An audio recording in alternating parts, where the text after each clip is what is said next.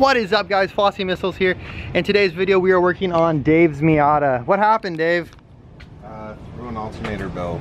Yeah. And the other one's pretty much shredded. Yesterday out on the trails, we were pretty deep out in the trails, and his belt completely shredded. His charge light came on, so we knew we had to get him towed back. Luckily Battle WRX towed him back in, which is super cool. Thanks for that. And Dave got towed home the rest of the way from there with AAA. Thanks, AAA. So yeah, we're just gonna throw those two on. It is a pretty easy process for the most part. I don't know if you guys have done this before, but all you gotta do is take off this upper intake right here, and then there's a tensioner pulley on the alternator, which is right there in the darkness. You can't really see that. And then there's a tensioner pulley on this power steering. Last time I remember doing this, I remember them all being 14s, but I'll keep you guys updated on what the sizes are. And it should just wiggle off with some force. This thing's probably never been taken off before, so there it goes. There's one side. Boom. And it's just these two hoses that I gotta come off too, but those are pretty easy to take off. And now you can access pretty much everything. So here is one of the tensioners, the other tensioner's down there. You can see part of the belt is right here in this hair. It's pretty shredded. So there's a bolt right behind this pulley right here. So you have to get it where one of these little holes is opening right where the bolt's at. That's a 14 behind there, and then this is a 12 up here. Oh, right there, that's a 12. These are both 14. So we gotta turn the motor over, or I'll have Dave crank it a little bit just to where we have the opening right there. So we got it to where the hole's in the right place. There's a 14 right there. You need a deep socket. Dave's gonna go ahead and break that loose.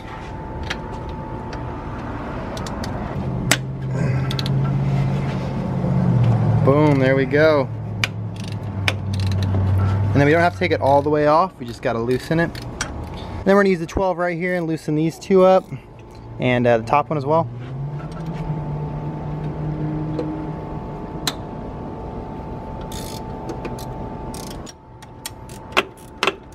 And we're also gonna loosen that guy right there, which is a 14.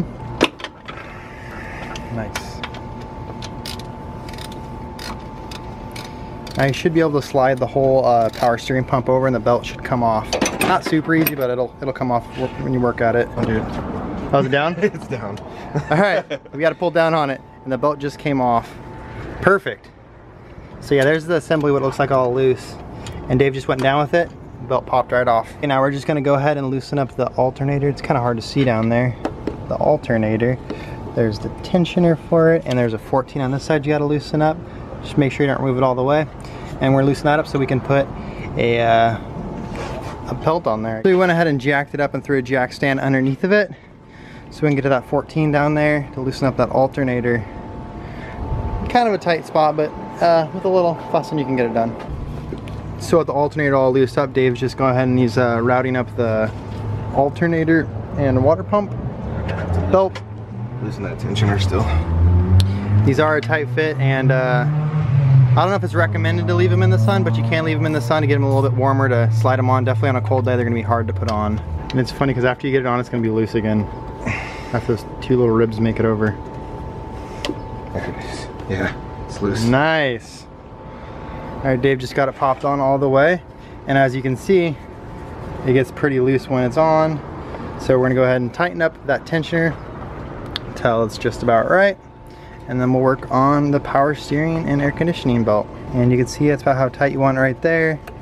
Pretty good little deflection on it, not too tight.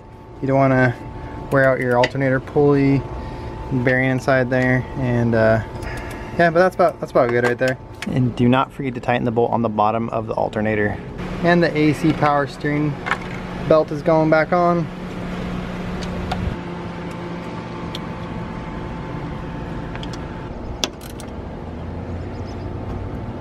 Feel pretty good? Dave's just reinstalling everything. Pretty simple, just the two Phillips and the two hoses right here. And this thing's pretty much all wrapped up. We're gonna fire it up in just a second. Actually, we're gonna put some coolant in too, because we lost a little bit of coolant because it got pretty hot. But after that, we're gonna fire it up and see how it runs. Oh, coolant. Oh yeah, I forgot. Right now we're just gonna flush out Dave's radiator with water hose because there's some rust in there. We're just gonna shoot some regular hose water in there and then we're gonna top it off with actual distilled water and coolant. Crank this thing on for him. We removed the lower radiator hose. Oh man, look at that dookie water. Alright, the bottom coolant line is back on for the radiator. Dave's gonna go ahead and start mixing up this concentrate. So we picked up some distilled water I was talking about. 2 gallons is probably too much, but he's gonna have some extra just for whenever he's doing car stuff.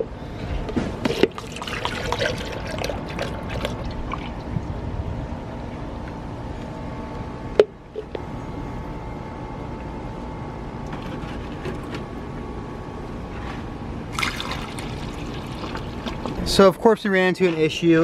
A lot of the coolant's leaking out right now. This hose right here has a small leak in it.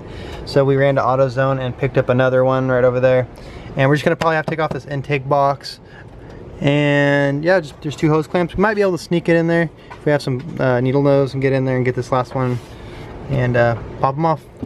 Okay, we broke down and ended up taking out the box, the intake, and we're just gonna make this a little bit easier on ourselves. It's always easier to do it the right way, but sometimes we try to avoid it. Nice, Super dude. Easy. Yeah. With the bright idea. Just slide right off. Come on, girl. There. Let's see that hole in that thing. Ooh. Oh, jeez. It's pregnant, had a little baby. I just gotta transfer the clamps onto the new one, and we'll be good to go. Both the clamps are on. Looks good. Now we just gotta put this airbox assembly back together and fill up with coolant one last time. One last time. The airbox is going back in. Dave's just tightening those 12 millimeters on the sides. Okay, round 2. I'm about to fill this thing up back with coolant and distilled water. You always want to check underneath the car for leaks as you're filling up your radiator. No leaks so far. Oh, it runs like a champ, dude. And now that's freshly fired back up. Again, you want to check for leaks. And we're good on the bottom. No leaks. You go ahead and top it off. And then when the thermostat opens up, should get a few bubbles in there maybe, and hopefully you can get all the air out of the system. And she's all back up and running good. Take it for a quick test drive over to my house, and we're gonna seafoam this thing. What's up, dude? Sick car?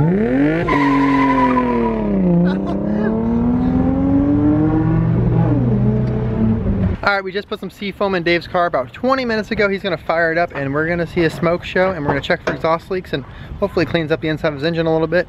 Get this thing running just a little bit better.